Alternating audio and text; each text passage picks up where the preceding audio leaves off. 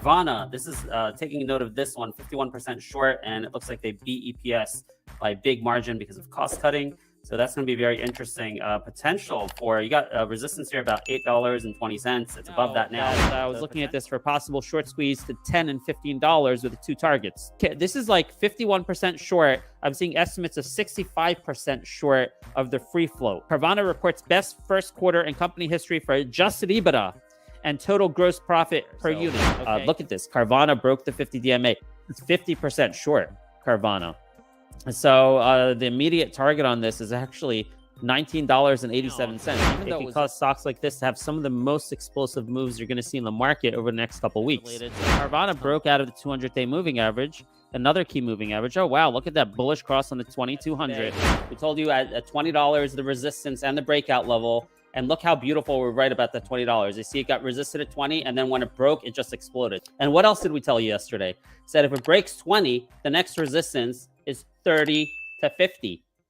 Crazy, right? It broke all the resistance levels. Well, the next one's $42.49. That's the next resistance level, $42.49. Once you break $42.49, then you're playing with these candles here up in the 50s. So Carvana has a catalyst this morning. They got a price target increase.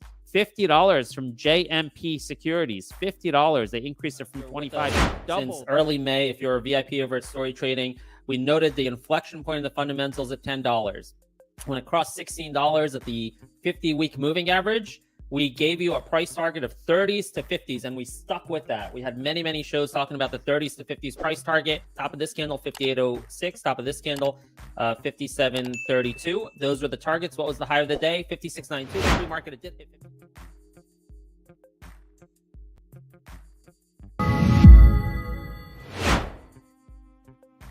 Been strong recent performance, overall nice trend over the last many years, but specifically in Q4 is when you saw cost of goods go down when having $4 million more in revenue. So leadership should always take it. If it's going good, it's the employees. If it's going bad, it's the CEO. So, our plan is to not just be profitable, but be acceleratingly more profitable. We are definitely at an inflection point operationally. We have absolutely turned the corner, and all the wheels on this bus is now turning and getting traction. We've bid on several already. We're looking to team and partner with other vendors as well.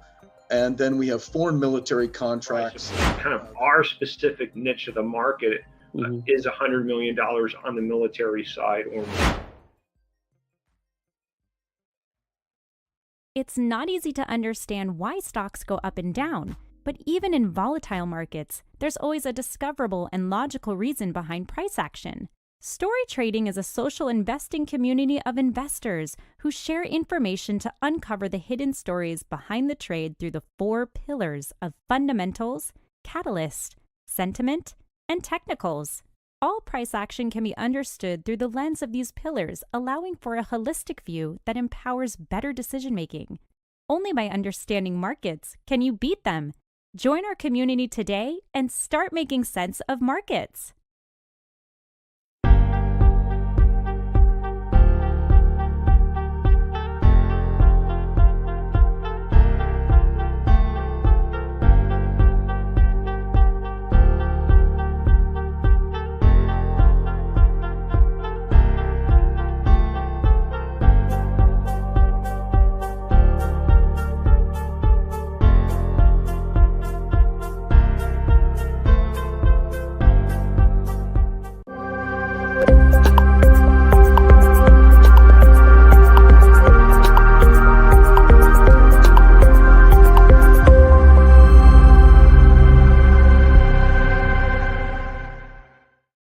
Good morning. It has been an incredible couple weeks for our community with really, really accurate calls. I know a lot of people in our community are actually really, really down. So if you're not a VIP, you missed out. This is a VIP free preview. I'm going to tell you first what you missed the last few days, and then we'll get on to some predictions for the day. Man, what we really killed last couple of weeks, first of all, was the market call. All right, we'll talk about this, but we're expecting a move to the 20-day moving average, which we got and exceeded. So now we have to talk about the possible move to the 50. We got that move to the 20 on both QQQ SPY, all right, on an accurate analysis of tax avoidance behavior, which most of the market was not talking about. That was the first number one move that people did well with their community on here at the top of the year. And then we've had 3 or 4 incredible explosive calls. Zim, probably the number one because it's been our number one pick since last Friday afternoon. Okay, and look what it's just done, straight up, literally since this green candle on this day. We called it. We've been calling the levels every step of the way on the way up. So in a couple minutes, we're going to circle back to this and let you know if there's more room on Zim. Okay, QS yesterday, we gave this alert. Actually, someone from our community let us know about it. We looked into it. We did a lot of research. We gave the alert at $8, and I think our high target was $9.65. So all the way to 10. We'll circle back to this, let you know if we think there's more room in QS. And Zevra, ZVRA, in a bad market, we totally nailed this move from $5 to $7 across 2 days. We did this by front running the technical traders that we anticipate, people's anticipation based on catalyst sentiment and fundamentals. Then we only look at the technicals. And lastly, Bitcoin. The last couple of months, we've been spot on Bitcoin from about 30,000. We gave you a 48,000 target, not quite there. Maybe this is the weekend. Maybe we finally get that, what could be a blow off top at 48,000. So a series of incredible predictions here at our show. Obviously, we're not always going to be right, so you got to manage your own risk. But we're giving you ideas that help you beat the market. So let's talk about where we are today and where we could be going. We've been talking about how TLT is our North Star. Okay, let's move to the daily. All right, before this big green candle, on this day, actually, it was December 12th, the day before FOMC. We told you, look out for TLT. If it breaks above the 200-day moving average, risk on, okay? And how accurate was that call? RK, IWM, risk assets just exploding right after the crossover of the 200 DMA as a result of the FOMC meeting and expectation of lower rates, okay? That 200 DMA has become our line in the sand, and TLT is our North Star. This is how we know if risk is on. TLT this morning, unfortunately, is down to 96.40. It's still above the 200 DMA at 95.57, but will it hold? I don't know, because we had really strong jobs data out this morning. We had strong jobs data yesterday with ADP. So rates are taking are going up this morning on lowered expectations that we're actually going to see a rate hike in March. That's why you see TLT down, rates up. So TLT now below the 20 DMA. You got to worry about the 50 DMA at 95.57. And unfortunately, I got to take some risk out. Especially if we close below 95.57.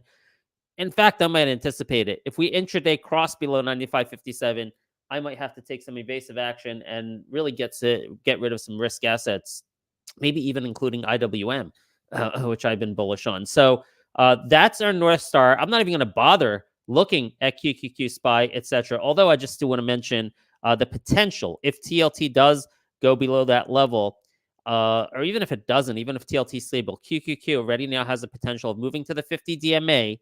Catalyzed by a series of downgrades on Apple has helped QQQ underperform SPY. So it's well below the 20 while SPY is trying to hang on to the 20. The other thing I want you to notice is the RSIs are still kind of elevated on QQQ and SPY, not oversold yet at all. So there's definitely room to move down to the 50-day moving averages on QQQ, SPY. But look, I like to trade risk. Wow, oil up 2%, very volatile. All right.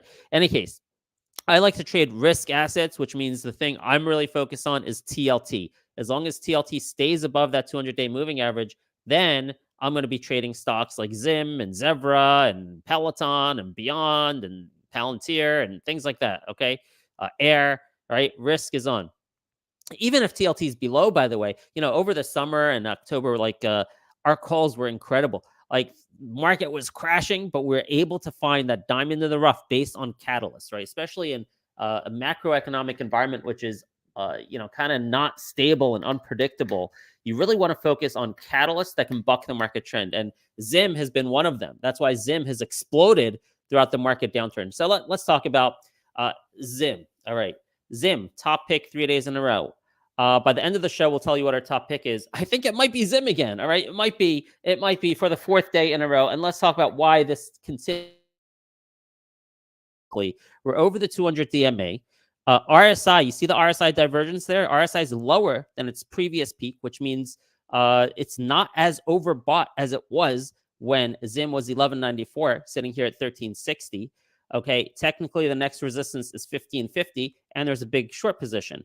All right, that's a technical picture, but I don't rely only on technicals. I would not even be thinking about this trade if I wasn't watching the news and if we didn't have the catalyst going on in the Red Sea. This technicals means nothing to me without that context. All right, so what's going on is the Houthis hijacked another ship in the Red Sea, this time an Indian commercial vessel. They hijacked that. They ignored warnings by a coalition, I believe, led by the U.S. I think U.S. is leading it. I'm not sure which country, but it's, call it a Western coalition threatening to do major military action against the Houthis to clear up the Red Sea. Houthi says, no, thank you. We're not backing down. In fact, we're going to hijack this Indian vessel. So this is a weekend. Geopolitical plays are very good on Fridays, usually, sometimes. Like if there's tension geopolitically and people are worried, because now you have 2-3 days of potential events from Friday morning through Monday morning, right? You have several days of potential events, whereas a weekday, you only have 24 hours of risk. So in an environment like this, I could see Zim having another green candle. Wow, another green candle is possible for a move towards 1550. So Zim is definitely going to be in our top 5 today. We'll go through this with you, and then we'll figure out if we'll be top 1 or 2. QS. So we killed QS yesterday, but you know what? I'm going to avoid this. I did some fundamental research on this, and guess what? They have enough cash, all right? They have enough cash for a year. They're not going to have to raise money, but this news is great. That's why it moved up 50%, right? Very exciting. The battery news from Volkswagen, but it's not yet an inflection point, all right? Because there's still several years to figure out how to scale this and produce it, and certain additional tests needed before they even get to that point. It's just like a early stage test. Think of this as like a biotech, right? So it had great like biotech data, but there's still lots of steps to go through. So in big short position, we had a big move yesterday, and we just decided to ring the register yesterday before the close, all right, because of that fundamental research I did. If I had found out through my research and talking to people and learning about this that, hey, that was the inflection point, now they're moving to production, then I would have held my entire position. But because that's not the case, I decided to get out. You can see the gaps here. We're working on these. 967. That's why that was our target, 967 yesterday. If for some reason it does go above 967, then you can make a move to $11 or so. But QS not going to be my top pick because of the fundamental research I did. All right. Zevra not a top pick today. We're just monitoring this, right? We wrote it from 5 to 7. We'll let you know later if it gets close to another buy point. Bitcoin ETF could be approved any day. Now, I want you to be very careful about Bitcoin. Do you remember a week or two ago, maybe it was 2 weeks ago, when all of the Bitcoin miners were exploding 10, 20, 25% moves? Some of the smaller ones up 40, 50%, 60, 70% in a matter of days. And Bitcoin was not actually going up, or was just up very slightly. What was that all about? Because that usually doesn't happen. So what that was about, I believe, was the market front running an expected Bitcoin approval. Okay. So you have, in addition to that potential front running, you have like very common trade, a sell the news trade that a few people are talking about. So when this Bitcoin ETF gets approved, if it gets approved, you could have just the sell the news traders on Bitcoin, but you could also have this, let's call it a divergence or between the Bitcoin miner values and Bitcoin, right? Bitcoin miners are running ahead of the Bitcoin price because of that big surge we had the other week. So when Bitcoin gets approved and maybe you have an initial surge towards our 48,000 target, don't be surprised to see those Bitcoin miners maybe not reacting as much as they think, or maybe being a leading indicator going red, and that will lead to that sell the news on Bitcoin. Be careful about that. Now, this is only a possibility. It's not a guarantee. I have long-term and I have short-term trades. Long-term, I think Bitcoin ETF approval is going to be very good for Bitcoin, but you could first get a flush down. All right, so be careful short-term trading the approval. I think there's going to be more people selling this approval in the immediacy in the first hours than buying it. All right, and if we get a big dip, I think then you can add to your position. So be careful about that. All right, let's see what else we got going on. Peloton. So we alerted you to Peloton yesterday morning. Unfortunately, I didn't give it my full endorsement. I only listed it as our 5th pick, right? We give you usually, we try to give you 5 picks, but the other day we only had 1 pick, which was Zim. And that was so good because the market was down. Everything was red except our only pick, Zim. So we're smart enough only to pick one pick that day. But we try to give you up to 5 picks. Yesterday, Peloton, I ranked at number 5. All right. And so it still was a buy recommendation. We gave you some targets that worked out, but I personally didn't play it because it was ranked number 5. So unfortunately, I had the wrong read. I should have given it a bigger endorsement on this tick. Won't get into why. You can take a look at yesterday's show in the archives to see my analysis if you're interested. But we're getting another boost this morning, up 7%. Why? Because Gene Munster was on CNBC last night, and he suggested that Peloton would be a cheap acquisition target for Apple, and that Apple should buy them even for a 50% premium. He said at $9, it would still be cheap for Apple. All right, based on a multiple of their subscription revenue. So that's what's causing a further jump here, up 7%. I guess yesterday was the time to buy it, and we did give the idea to you. Again, unfortunately, I didn't play it, but let's just look at the levels here. I think you have 20 DMA support. Yeah, it's 602 and 667. You can see that high candle there. That's resistance to the upside. What are we at now? Oh, we're already close to there. So 667, and if it beats 667, the 200 DMA at 711. Those are the 3 numbers I'm looking at: 667, and 711. I think this could be good on a pullback. I may be interested in picking up Peloton on a pullback today. Let me just move that further up. Okay. So Zim and Peloton, a couple interesting things to watch for today. All right. Aside from that, I'm going to let you know about a beyond price target of $40 from Needham, but I'm not going to be playing this today. We used to cover Overstock and then switch to Beyond, BYON. It's bouncing off the 20 DMA. RSI has come down nicely. So, this could be a buy the dip scenario, but I don't think I'm going to be playing with risk assets today too much with TLT down and that job situation. Okay. So probably not going to be giving a full throttle endorsement here of Beyond. Palantir got a downgrade here, $13 price target. Technically, we see 1448 and then 1477. No, is that right? 1477. Oh, okay. Yeah. So not. Oh, no. Okay, I see what I see now. 1447. Maybe 1360. There's a little bit more room here. I don't know if it's worth it. 1561. You can have room to like 14 at that 200 DMA on this downgrade, but I don't know. I don't know if that's worth it because it's already come down from 22. There could be some room left in there for sure, like another buck or so. But I think we might have better plays. All right. Costco got an upgrade, some good December, or no, not an upgrade, a reiteration, a 660 price target, good December sales data, bouncing off the 20 DMA. I think 668 could be a swing target here. I'm avoiding this though because PE kind of high, forward PE of 41, and it's come up so much. So I think there might be better things to play. All right, let's move on to Tesla and then Air. All right, Tesla, some bad news yesterday on range. All right, they reduced their range on several models. That's kind of big negative news, I think. That doesn't appear to be. Thing is, you've come down so much. These are the 2 levels. No one's really talking about it that much, but that's important news on a day when we had positive battery news from Volkswagen. Tesla saying here, we got to reduce our range because of our battery here. So the 50 and 200 DMAs could be targets, 230 to 234. We're at 237 now. Not a big move down because it's already come down so much, but that's potentially a little bit more room to the downside in Tesla on that news. All right. And then we're going to go to Air. Okay. So Air has earnings Tuesday afternoon. I did increase my position yesterday, but this chart is just ugly. I got to tell you, this is high risk, high reward. Either somebody knows something, okay, and they're dumping it at earnings, or it's just going down with the market and it's a great opportunity. So this is high risk, high reward. Be careful about this. This is my baby, that I got in at $2.50.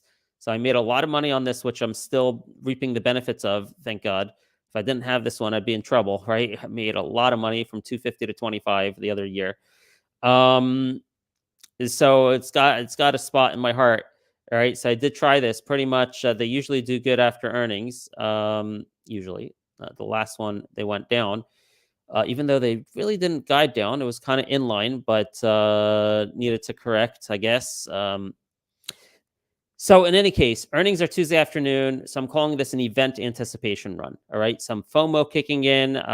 We're down maybe too much before earnings, but this may not work out. It may be that too many people know, and there's information out there that the funds are sharing with each other that earnings are not going to be good. And maybe that's why this chart is just butt ugly. All right. So high risk, high reward. I'm taking that risk for now, at least for a small bump from 22.50 to hopefully 20. All right. That's air. All right. It's 9:18. We're going to try to end these shows a little bit early instead of like taking up right up to the bell because I got to take time to prepare for my trade. So now let's take a look at this. You know what? Before we reorder this, let's make sure we're not missing anything. All right. Let's go to the story trading app over here and check my news feed because we get news in here that doesn't show up on Webull for some reason, which is great because we're building our own app over here. So let's see. Cassava Sciences completes dividend distribution. No, not interested. Baidu founder, Amazon, Disney, Cliff announces that's the date, right? Okay, Netflix, MPW, Mobileye. All right, I don't see anything here new. And let me just do one last check of our news feed over here on Webull and see if there's anything new over here. Here we go. So, all right. So this is maybe why STZ is not going down. All right. Okay. All right. So now I'm seeing conflicting articles. That's why it's not going down. We had one article, maybe it was wrong. They said they decreased their EPS by 4.5%, but this article is saying they've maintained their guidance. All right. So maybe that earlier article was a misreport. So we're going to take STZ off of our list. All right. Great. All right. So STZ, where was it? We're going to take this off of our list. I'll leave it in our ER list over here. All these recent ERs. Okay. So now let's kind of order this here. Zim, I'm going to go top pick. Peloton, I'm going to go buy the dip. QS, we're avoiding. Bitcoin, we got a speculative position ahead of. All right, you know what? I just got to move Air into our top 5, hoping a FOMO rally begins today. Bitcoin's going to be there, hoping we get approval soon. And I think that's going to be it, man. All right. Maybe a good day to have some hedge, or markets are kind of stable, but I'm worried that TLT is going to go at least challenge 95.57. We're at 96.34 now. So that's something to consider. All right. So long Zim, Peloton on the dips. By the way, Zim support, did I tell you where that support is? 1256. 1256, your support right at the 200 DMA. All right. Good luck, everyone. Listen up, join our community, and you can see this show every day. Plus, to get access to our VIP trading room, go to storytrading.com/app. That's storytrading.com/app. Download your free app installation there. You get access to some free features, and then you can get a 1-week free trial of our VIP. It's only $30 a month after that. And I'll see you every single morning at 9 a.m. on this show. Take care, everyone. Have a good day and good luck.